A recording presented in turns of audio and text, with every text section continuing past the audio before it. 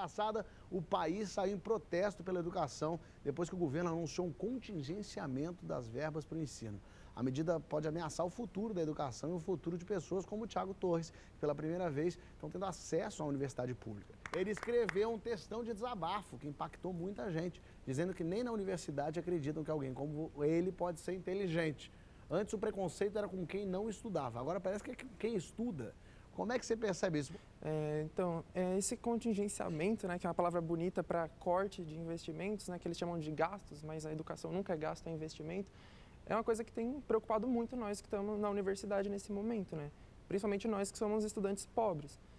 Como você falou, existe essa contradição do preconceito, né? Que ele é tanto quanto a gente não quer estudar, quanto a gente quer estudar.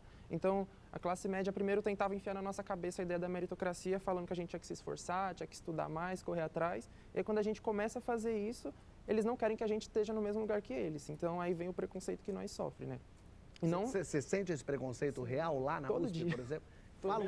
Fala um pouco dele, assim, as pessoas te olham atravessado? Sim, é desde olhares tortos até comentários maldosos, né? Ofensas, piadinhas. Mas pra você é que você ouve falarem atrás? Eles falam entre eles e eu acabo ouvindo. Às vezes eu não ouço, mas um amigo ouve e me conta, sabe? Tipo, acontece muito no Circular, por exemplo, que é um lugar onde pessoas de cursos muito diferentes estão juntas, né? Porque no meu curso, Ciências Sociais, o pessoal tem a mente um pouco mais aberta. Agora, quando a gente pega ônibus com gente de outros cursos, é comum ouvir eles falando, tipo, nossa, eu não devia ter pegado ônibus, devia ter ido de carro, sabe? O que eu tô fazendo aqui? Eu não acredito que eu tenho que pegar ônibus com esse tipo de gente. Que loucura. O preconceito se manifesta assim, mas também até através dos funcionários, sabe? Me perguntando se eu sou aluno mesmo, me questionando, fazendo várias perguntas para eu comprovar que eu sou aluno, sabe?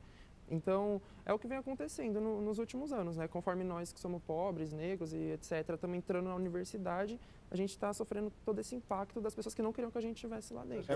O louco é pensar que essa tentativa de limitar a educação não vem do Estado, vem dos próprios estudantes também, né? A pessoa que está ali do lado da cadeira, sentado na cadeira do lado do bolsista, está querendo que ele se sinta desconfortável. Realmente é uma tentativa de fechar o acesso à educação só para a turma deles mesmo, né?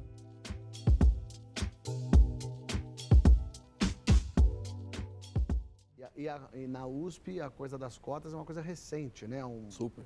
Tem o quê? 1, 2 anos, uma coisa assim. O ano passado foi o primeiro ano de cotas raciais na USP. O ano passado foi o primeiro ano. Então, entre aspas, isso não é justificativa, mas está todo mundo ainda, é novidade para todo mundo lá, né? Sim. Então, eles estão tendo que lidar com uma coisa que, pelo amor de Deus, mas é muito louco ter que lidar. É isso, você não tem que lidar com, você tem que lidar com seres humanos. Mas eu acho que é tão forte, está tão estruturado mesmo, o racismo, essa coisa social mesmo, né? Porque também entra a coisa do pobre e rico, não pertence ao meu grupo, à minha classe. Tem muito bolsista lá? Agora tem. Depois das cotas raciais, depois que a USP começou a aderir ao SISU também, né, que dá para entrar através do Enem, inclusive foi assim que eu entrei. Eu não entrei pela FUVEST, foi pelo Enem, porque para mim, pelo menos, a FUVEST é um vestibular muito elitista, eu não consegui acertar quase nada, mas o Enem eu consegui acertar uma boa quantidade, eu entrei por ela, né? Então, hoje em dia, tem muitas pessoas, relativamente, né, no meu curso, pelo menos, pessoas negras, pobres, estudantes de escola pública, mas 2 anos atrás o perfil era totalmente diferente. Se você voltar 2 anos, a grande maioria eram brancos ricos. Hoje está meio equilibrado. Tiago, me corrige se eu falar alguma coisa, porque eu não tenho os dados muito claros na sua cabeça, se você souber. Mas o que eu sei, assim, é que como tudo no Brasil, assim, esse assunto tem que ser visto mais como um filme do que como uma foto, né? O depoimento do Thiago aqui é, de novo, revoltante. A gente fica até assim, às vezes eu não sei nem o que eu falo, né? É um constrangimento. Mas assim, já foi bem pior, né, Thiago? E tem um processo que está sendo feito que tem muitas conquistas, assim. O número de pessoas negras e de outras minorias em universidade pública no Brasil tem crescido muito a partir das políticas de ação afirmativa, né? Então, isso é uma coisa assim, quando você vê o filme, é importante você ver também, que eu acho que o Thiago está numa geração aqui. Quem sou eu para te falar alguma coisa, mas eu acho que tem que tentar entender o movimento assim. O Thiago está na geração que está abrindo esse caminho. Que está abrindo o caminho. Então, velho, força, encara, e está num momento difícil para a educação no Brasil de um modo geral, né? Mas eu acho que quando a gente pega no filme, a gente vinha num processo de cada vez mais, assim, pessoas negras nas universidades e tudo, e isso vai se impor. Saíram agora umas notícias, porque desde o começo das cotas, deu 10 anos e tal, e tudo aquilo, interessante aliás, tudo aquilo que se acredita, que se falava contra as cotas, que a pessoa ia entrar pela cota e não ia estudar porque não ia ter o mesmo grau de conhecimento, então você ia descer o nível de todas as faculdades. Ao contrário, os cotistas todos têm notas iguais ou superiores aos que não entraram por cota. E aí tem um monte de dado tirando todos esses preconceitos.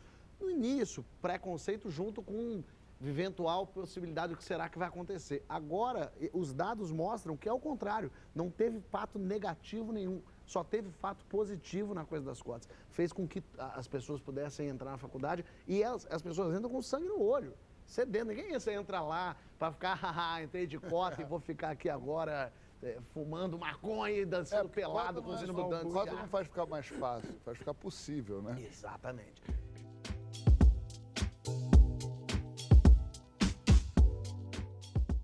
O quão é importante para você estar na faculdade, por exemplo? O que isso significa, representa para você? Representa muita coisa, né? Representa uma quebra de um paradigma histórico, né? De que o lugar do pobre era simplesmente trabalhando em trabalhos braçais e nunca refletindo criticamente dentro de um ambiente universitário, né? Você entrar na USP, a primeira coisa que você vai ver é uma estátua de um representante da elite paulista do começo do século XX, né? Eles já estão mostrando para quem pertence aquela universidade.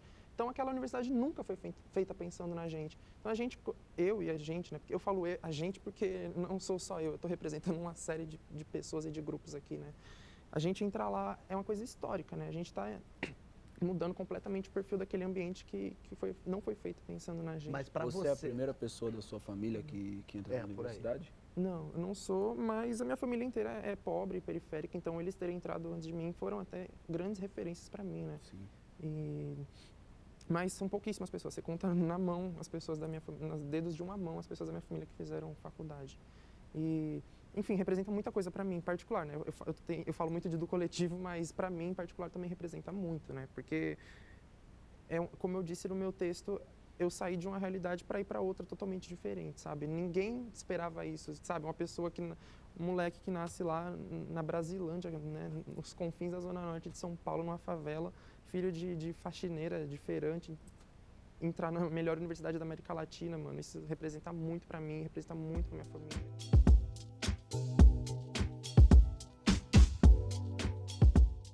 A transformação ela é uma conquista positiva para o Brasil, sacou? Isso é um fato.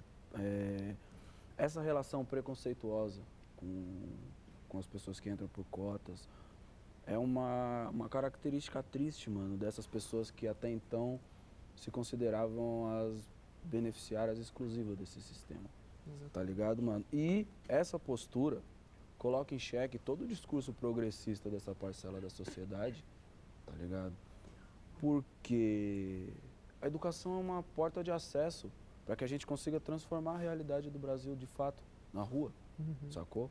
Se mais pessoas que vêm de condições econômicas piores conseguem acessar as melhores universidades, e se essa perspectiva da quebrada começa a entrar dentro da universidade, ela enriquece a academia de maneira a fazer a academia ser um reflexo do Brasil, um reflexo mais próximo do Brasil como um todo, sabe? Aí a gente encontra com uma situação como essa que você relata e ela põe em xeque porque é importante você, às vezes, radicalizar uma ideia para você entender aonde aquele raciocínio leva, sacou? Então, se o moleque que nasceu na Brasilândia, filho do feirante, não tem o direito de ocupar aquele mesmo espaço, aonde é o lugar desse moleque? Com um cano na mão, assaltando as pessoas, sacou? Você está lutando por um país melhor, mas esse país melhor, ele não é para todas as pessoas que vivem nesse mesmo país que você, sabe? Acho que isso que você está narrando é muito triste porque ele põe em xeque o destino do país como um todo, sabe? É uma coisa que a sociedade brasileira inteira tem que deitar no divã e perguntar, a gente quer construir um país melhor para quem? Que país melhor é esse que a gente quer construir?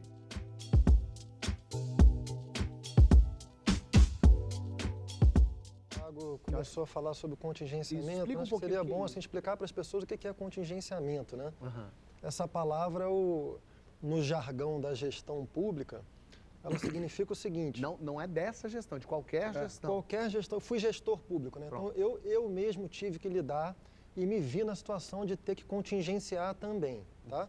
Por que acontece o contingenciamento? Muitas vezes, porque todo ano o Congresso faz o orçamento do ano. Só que esse orçamento, ele é baseado numa especulação de receita, numa expectativa de receita. Receita é aquilo que o Tesouro vai recolher através dos impostos. Então, o Congresso acha que a economia vai ter um crescimento X, isso vai propiciar um arrecadamento, uma receita X, e você baseia o orçamento aí. Só que, se a economia não cumpre as expectativas e a receita cai, você não tem o dinheiro que era esperado. Então, você vai ter que contingenciar. Contingenciar significa que o Estado não tem o dinheiro que ele achou que ia ter no começo do ano. Então, contingenciar é uma medida assim, muito corriqueira em qualquer administração pública. Quando o governo, qualquer governo, se vê diante da necessidade de um contingenciamento, o que ele vai fazer? Ele tem que acionar a sua visão estratégica de país para decidir, em diálogo com diversos ministérios, e aí cada ministério vai apresentar a sua defesa da sua importância estratégica para o país, e o governo vai decidir em que áreas vai cortar. Então, isso é uma decisão de política econômica, que normalmente é feita de uma maneira multilateral, conversando com os ministros, secretários e tal, e baseado em dados concretos. Né? Que fragilidade que esse ministério tem, aonde que está sobrando, aonde que é preciso cortar, qual foi o problema que aconteceu agora. Contingenciamento, corte é sempre ruim, a gente espera poder ter dinheiro, e o Thiago falou uma frase importante, assim, eu acho que a educação não deveria entrar numa rubrica de gasto, educação é investimento. Tem países, por exemplo, em que investimento não é nem considerado gasto, fica numa rubrica separada, você pode investir, porque aquilo vai voltar de outras maneiras, né? Qual foi o problema agora? O problema foi que, em vez do governo anunciar, o Ministério da Educação anunciar o contingenciamento de uma forma como uma visão estratégica do país, está sem dinheiro, porque está sem dinheiro. Tem uma crise fiscal, está sem dinheiro. Então, a gente considera que a gente tem que cortar mais aqui, porque aqui está sobrando, ou porque a gente considera que isso é menos importante. Aqui, por outro lado, a gente considera que é estratégico, tem que preservar, então aqui a gente não vai mexer. Em vez disso, o que houve por parte do ministro da Educação? Uma mistura de paranoia com moralismo, com arbitrariedade e autoritarismo, que começou dizendo que havia balbúrdia em determinadas universidades e atribuiu a isso a razão do contingenciamento. Então, isso, para além do corte, que já é uma notícia ruim para a educação brasileira, as razões alegadas são as mais frágeis possíveis. Aí você começa com um discurso trágico desse, sem apresentar dados, nenhuma estratégia que te leva para isso, e depois você tem uma declaração do presidente chamando as pessoas que estão na rua protestando contra de idiotas.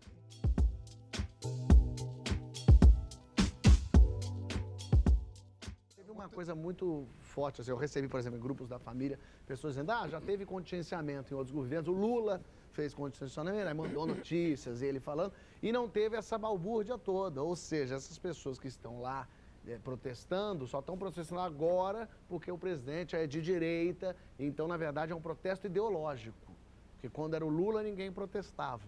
Se protestava menos contra esse tipo de contingenciamento, por exemplo? Não acredito. Como eu te falei, eu fui gestor público dentro do governo do PT, né? E quando eu tive que contingenciar, o meu orçamento, eu fiquei devendo, digamos assim, eu tive que cortar 50 milhões. Porque o gestor público fica de mãos completamente atadas. Isso é uma, como eu te falei, uma expectativa de receita que não se cumpre, você não tem dinheiro, você tem que... Agora, você tem que escolher o que você vai pagar ou não. Eu apresentei à sociedade uma visão política do que eu considerava estratégico e privilegiei determinados grupos que eu considerava que deveriam ser favorecidos por conta de prejuízos históricos. Então, você conversa com a sociedade e apresenta o melhor que você pode. Ainda assim, ninguém gosta de você enfrentou, você viu greves ou pessoas... Enfrentei, fui capa de jornal. E com todos os mal-entendidos que existem também, porque notícia ruim... Ninguém gosta e sofre-se muito. Assim. Então, acho que sempre se protestou, inclusive no governo PT, mas volto a dizer, eu acho que o maior problema é que não se percebe uma visão estratégica para o país em diversos setores desse governo. Eu acho que no Ministério da Economia há uma visão estratégica para o país. Os liberais concordam, as pessoas que tendem à esquerda discordam, mas há uma visão para o país. O Ministério da Educação não há nada. É só balbúrdia, é o que o ministro da Educação faz. E o anterior também já fazia. Não há racionalidade, não há dado empírico, não há visão estratégica, há só paranoia ideológica destruindo qualquer projeto de educação no Brasil. Acho que isso é que fez com que tantas pessoas fossem para as ruas. Calma que não acabou. Comentando aqui embaixo, você entra na conversa com a gente e curtindo e compartilhando, você chama mais gente para o papo. Toda semana tem vídeo novo, então se inscreva e ative a notificação que a gente avisa quando o próximo estiver no ar.